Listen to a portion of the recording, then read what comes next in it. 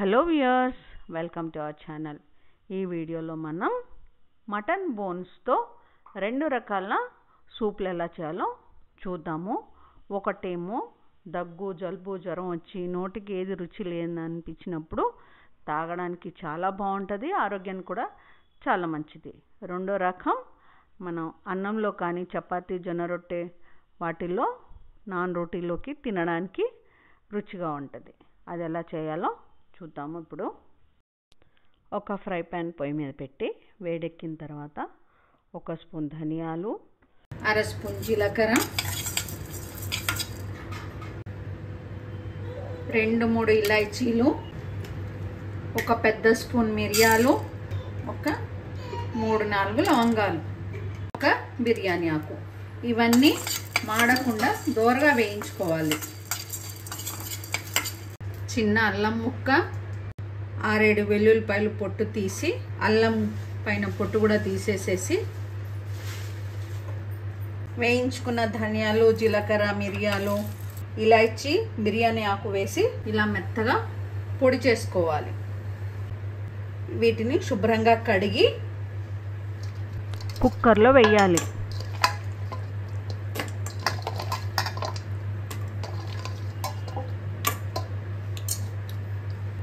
కొద్దిగా ఉప్పు, కొద్దిగా పసుపు వేసి బోన్స్ని ఇలా చేత్తో కలపాలి.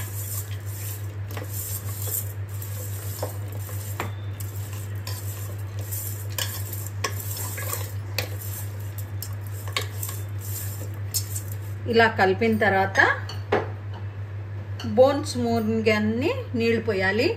ఎక్కువ పోసారనుకోండి కుక్కర్లో నుంచి బయటకు వచ్చేస్తాయి, తక్కువ పోస్తే కనుక మాడే ఛాన్సెస్ ఉంటుంది.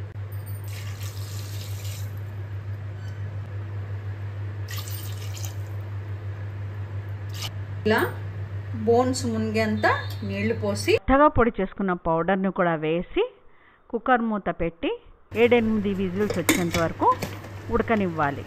అప్పుడే దీని సూప్ బాగా వస్తుంది.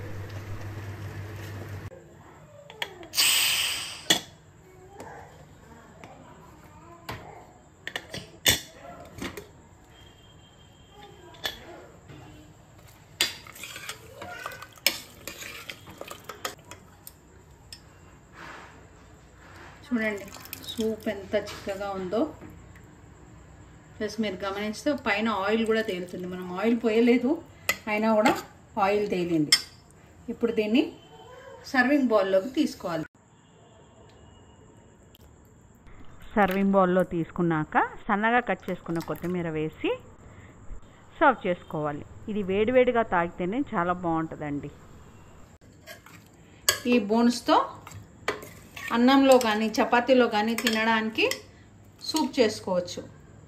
దీనికోసం ఒక కడాయి కానీ గిన్నె కానీ పొయ్యి మీద పెట్టి వేడెక్కిన తర్వాత 1 స్పూన్ నూనె వేయాలి. నూనె వేడెక్కిన తర్వాత ఒక మీడియం సైజు ఉల్లిపాయని సన్నగా కట్ చేసి వేసుకోవాలి.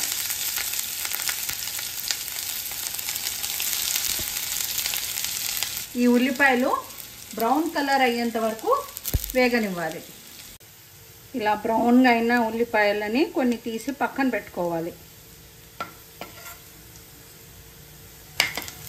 ఇందులో కొద్దిగా మళ్ళీ అల్లం వెల్లుల్లిపాయ పేస్ట్ వేసుకోవాలి.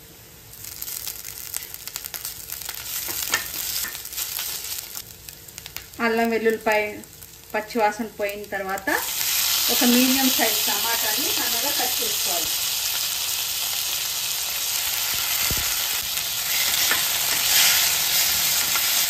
దీనికి ఎక్కువ నూనె పట్టదండి. కొద్దిగా పసుపు వేసుకోవాలి. ఆల్రెడీ మనము బోన్స్లో పసుపు వేసాం కాబట్టి ఇక్కడ కొద్దిగా వేస్తే సరిపోతుంది. ఇలా టమాటాలు మగ్గిన తర్వాత కారం వేస్తున్నాను.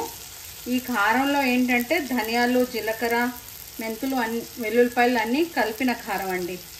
కారం మాత్రం మీ టేస్ట్కి తగ్గట్టు ఎక్కువ తక్కువ వేసుకోండి.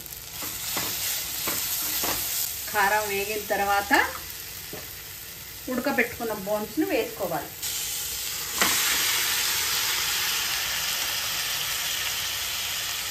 కారం వేసి కలుపుకున్నాక ఇందులో తగినన్ని నీళ్లు పోసుకోవాలి. కావాల్సినన్ని నీళ్లు పోసిన తర్వాత ఒక పొంగు వచ్చేంత వరకు స్టవ్ మీద ఉంచాలి.